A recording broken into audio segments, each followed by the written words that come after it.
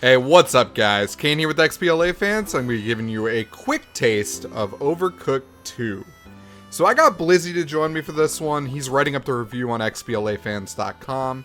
He and I have played a ton of this game. He's completely played a ton of this game. But the other night we played a bunch of 4-player multiplayer. We did arcade, we did versus, and I've played a little bit of the story, and then I got to jump into the story with him today, and we played some more of it. And the thing about this game is it's just honestly one of the most fun games I've ever played. Now I'm going to start this off just straight up from the start. If you are going to play this, you need to have friends either local or online. That's right.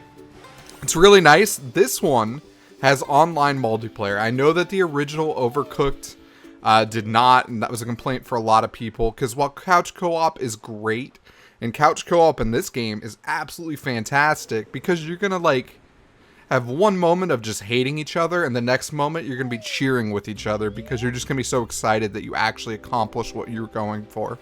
So I'm gonna show you off some early levels and something a little bit later in a little bit. I wanted to show off this concept though, because this is one of the coolest things I've seen them do. And you're gonna watch me just run around like an idiot here for a couple minutes as I forget what I'm doing. Throwing cucumbers down the trash. Like, I'm just gonna call it out. If we had failed this would have been my fault, straight up. But this is one of the coolest concepts because this is like an evolving level. And one of the coolest things about Overcooked in general is, yeah, you know, running a line chef, you know, line kitchen would be pretty difficult to begin with. I'm not gonna lie. I'm not gonna claim that's remotely easy. I've seen enough of those like kitchen shows to know that Gordon Ramsay's going to come in here and yell at me in a minute for cross-contaminating my my knife and, you know, cooking chicken and fish and tomatoes at the same time.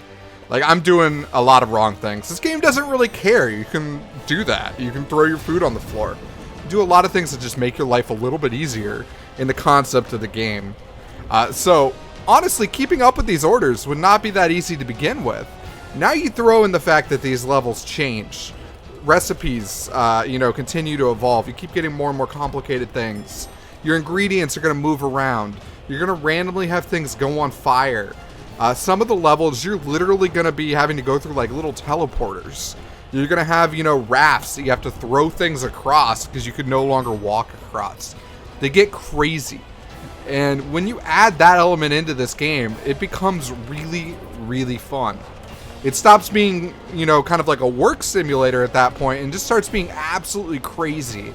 And that is one of the coolest things about this game, is the fact that it's just really unique. And yeah, you're doing something that realistically is kind of a job.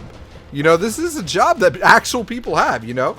And it's something that might not seem as much fun, but when you start doing it in the context of this game, it's just absolutely a blast. You end up with these chaotic matches that are just really fun.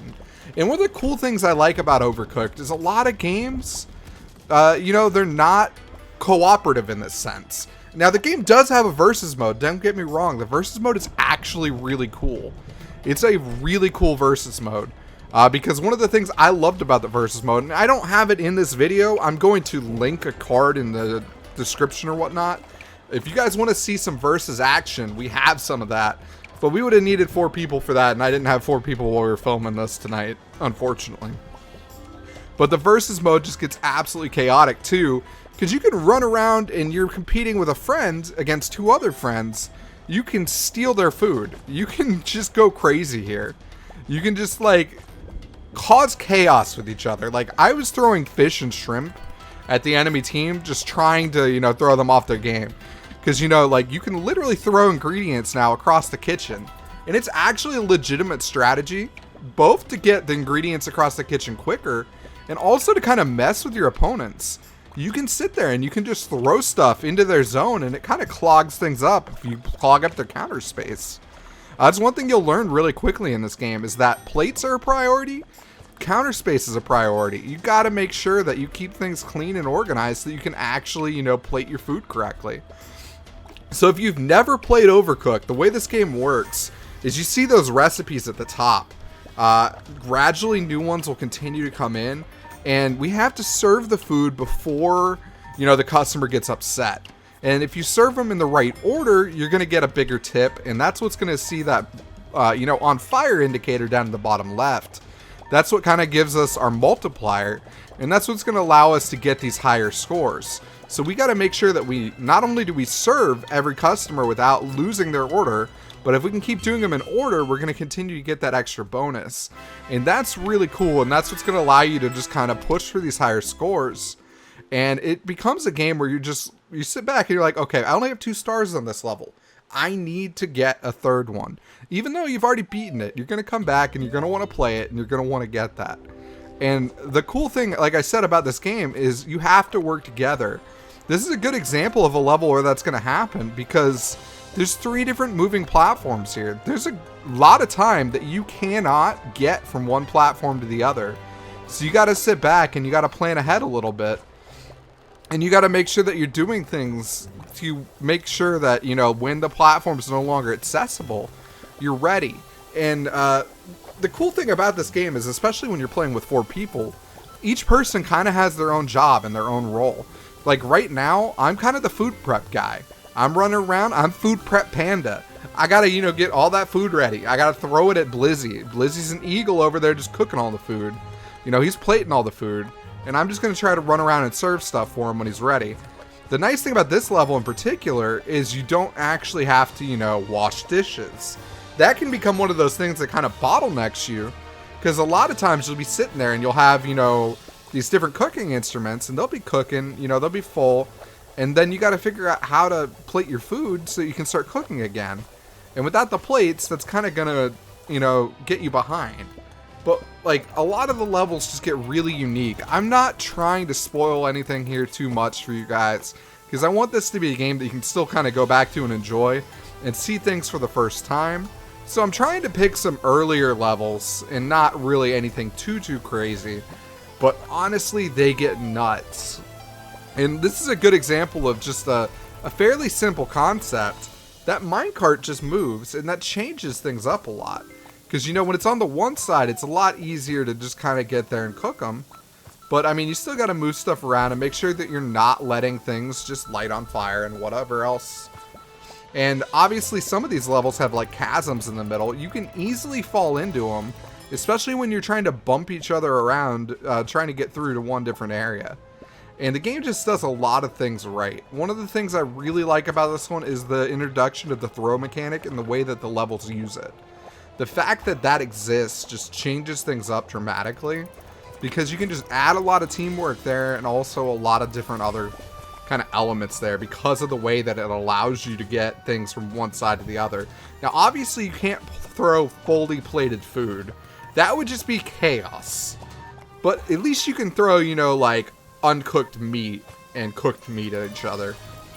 And that's pretty cool. I mean, you're going to have a hard time with this game if you're playing alone, but you can do it. So the way the game works if you're playing alone is you can either split your controller in half. Think of it like making an Xbox controller into 2 Joy-Cons, because that's literally what it's going to do. You're going to sit there and all of a sudden, instead of using, you know, the B button and the X button and the A button and whatnot, it's going to just suddenly switch to your trigger and your bumper and your right stick and your left stick. And you're going to change things up that way. And that's going to allow you to kind of do the same type of thing you were doing. I just killed Blizzy there, and I love it. Because you can still hurt each other. But it just becomes something where if you can process quick enough, and you know you can move 2 people at the same time, you can almost make it work. And you might even be able to make it work better because you don't have to communicate. But at the same time, like, it can get pretty difficult that way. Another way you can play the game is you can play the game with a single controller and just use, I believe it's the RB button to switch between the 2 chefs. And that's another kind of strategy you can use. Blizzy and I kind of have this level down. I feel like we have a system, so we should be good.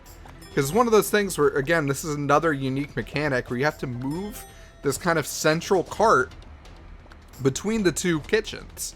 And that's the only way for us to do this. So I have to prep all my ingredients just to get him ready for when he gets here. And then he's going to bring over everything that he needs. So obviously, like, he can't cook burgers until I give him meat. So I got to put meat on that table or he can't grab it. I could throw it onto the cart, but because no one's on the cart to help him out, it's not really any use. So, you know, like, you got to think things through a little bit. Like, if I can get it across like that, it's perfectly fine. And one of the things about this game is you got to remember plates. Plates become straight up the bottleneck. And the thing I love about this game is it's something that anybody can pick up and play. I played the original Overcooked with my mom, my dad, and my sister at Thanksgiving. And none of them played that many games, and they all had fun with it. And it's one of those games that you can pick up and non-gamer friends are going to enjoy. Your friends who like games are going to enjoy. I would say, as far as I'm concerned, I have not really had any big complaints with this game, other than the fact that it is a little difficult if you're playing alone. And when you're playing online for the multiplayer, yes, you can pick your levels if you're doing it through story mode, but if you're just doing arcade action, you can't pick them.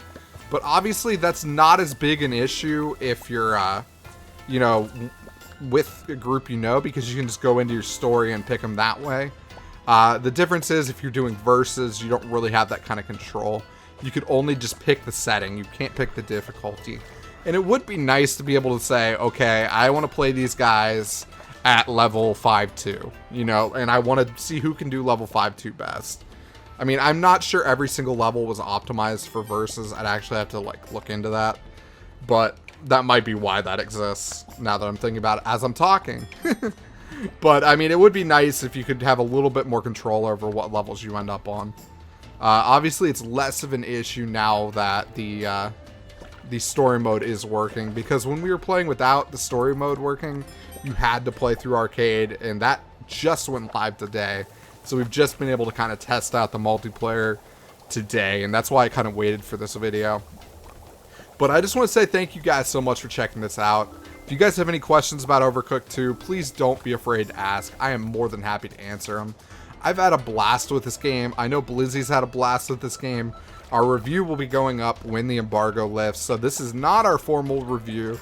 This is just kind of a preview and a quick taste. If you haven't checked out our quick tastes before, hopefully this is a good introduction for you guys, because what we do is we run through the games and we talk about them, try to give you the basics about it so that you know whether or not this is a game you should look into, if it's something you should be interested in. And we try to do this for every single indie game that comes out, and there's a lot of them anymore. I think last week had 16 different ID at Xbox games, which is just absolutely nuts. And I know a bunch of those will be going up really quickly after this video. So thank you guys again so much. I really do appreciate it. Please do like and share, and please do subscribe. It helps us out an absolute ton. You guys have no idea how much just sharing this stuff on social really does help us. Thank you guys again so much, and later.